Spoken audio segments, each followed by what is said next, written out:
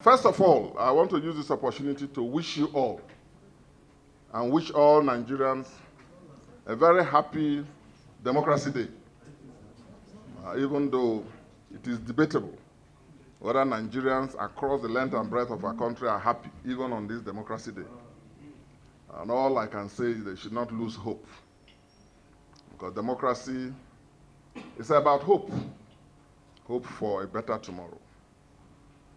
Today, this morning, as we were in the Senate chambers, you were all there when the President's communications about appointments in Rivers State were read by the Senate President as required by the rules. And you were all there when I rose to raise a point of constitutional order, which I'm entitled as a senator to do.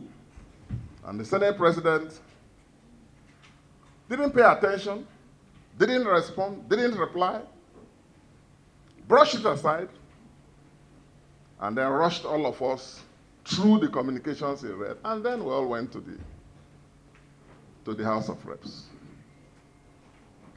That, again, is another blatant, suppression and disrespect for my rights and privileges. I or any senator, by the Constitution and the rules, we have a right to raise issues. And by the Senate rules, he has an obligation to listen to it and rule on it. If he's got majority behind what he's doing, his majority can have the way. But my minority must always have my say. And I'll communicate that to the Senate President. A lot of us were embarrassed and ashamed. But that's about that. The communications were about deepening the undemocratic military rule that is still subsisting in Rivers State. And that was why I wanted to raise that point of order. If you have a military administration in the midst of a democracy that we're celebrating today, of all days, why did the President and the Senate President choose today, being Democracy Day in Nigeria, to read those undemocratic and unconstitutional and illegal communications to the National Assembly? I will not even bother to take constructive objections and concerns.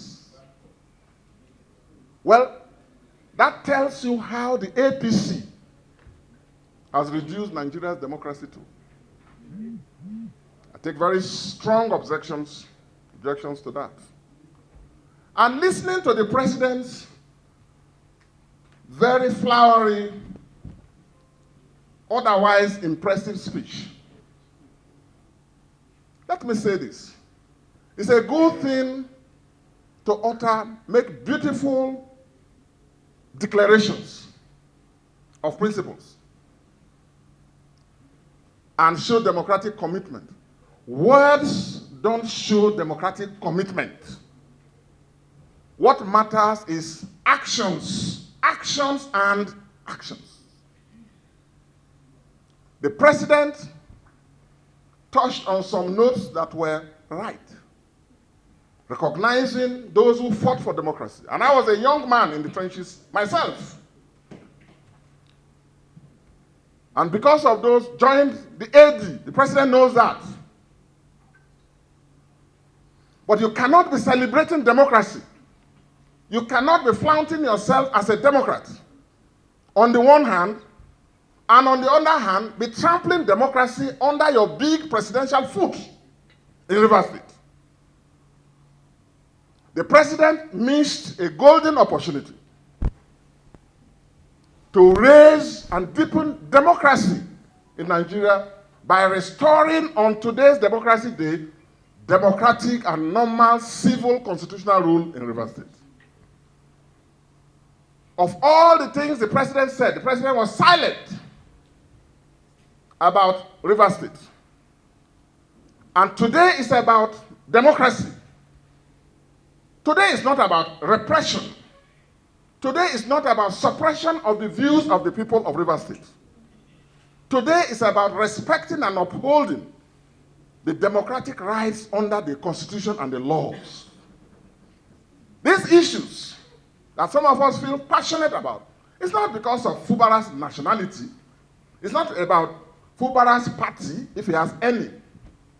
And these days, you can't even be sure which party people belong to. But these are issues about respecting the democratic rights of the people of Rivers State under the Constitution. So I'm disappointed, firstly, that the president never said a word about the undemocratic developments in Rivers State, which he has enabled, which he has brought about, which he has sanctioned, and which he continues to sustain. And creating an impression as if all is well. No. As long as any part of Nigeria is under military rule, democracy is endangered in Nigeria as a whole. And I've spoken to my brothers and friends and sisters in the Southwest, some of them in the National Assembly. Because as some of you may know, I'm also maternally Ijebu, and proudly so. With this undemocratic precedent, the president, by pandering to particular political interests, has put the overall democracy of our people, particularly in big states like Lagos and Kano in the future. Because in the future, arising from the precedent, the undemocratic and illegal precedent the president has set in Rivers, any other president from any other part of this country, and no one can monopolize power forever.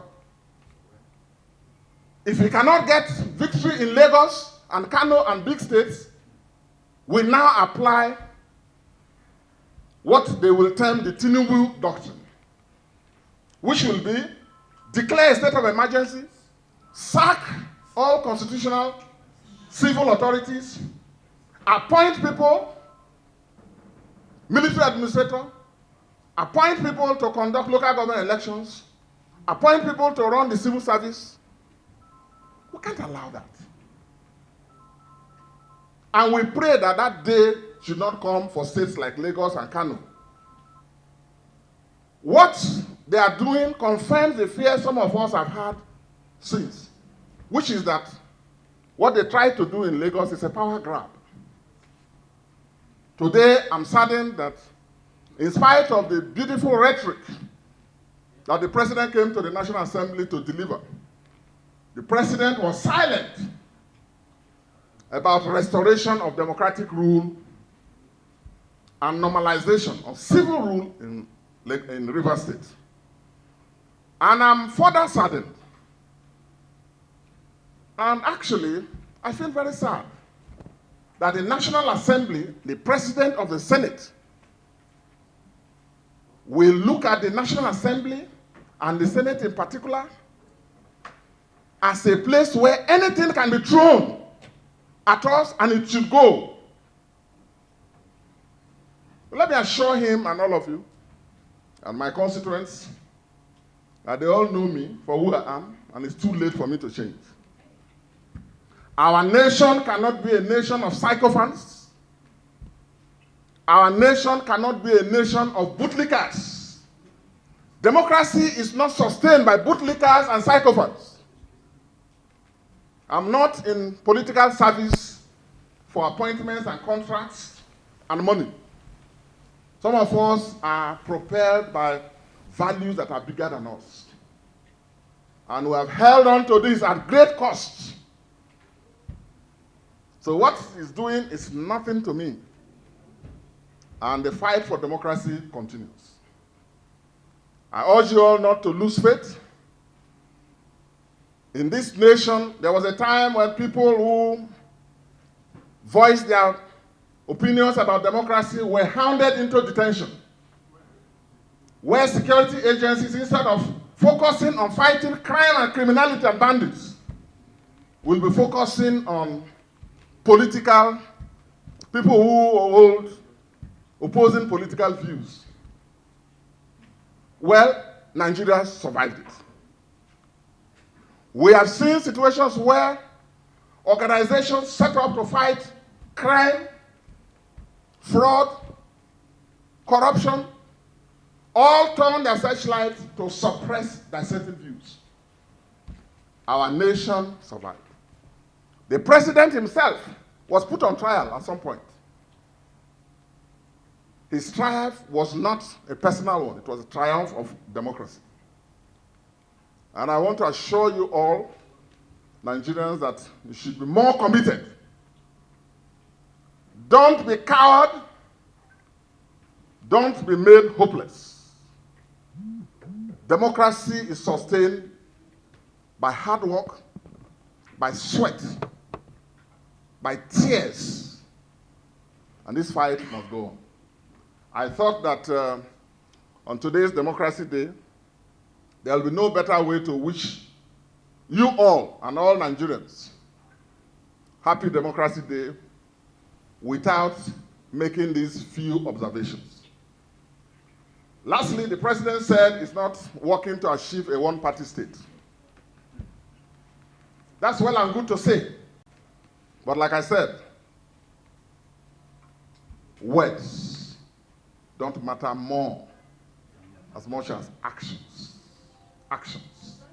We count on the president as a Democrat that he professes to be, to respect the rights of Nigerians, to opinions of their own, to associations and platforms of their own, as he himself expressed, and to let his party leaders in the National Assembly know that you can't talk of democracy if views, dissenting views, opposing views in the National Assembly are suppressed. Where you are running away from those who say no to you, that's not democracy. As I said, democracy is not sustained by bootlickers, cowards, and sycophants. Thank you very much for your time, and God bless you all.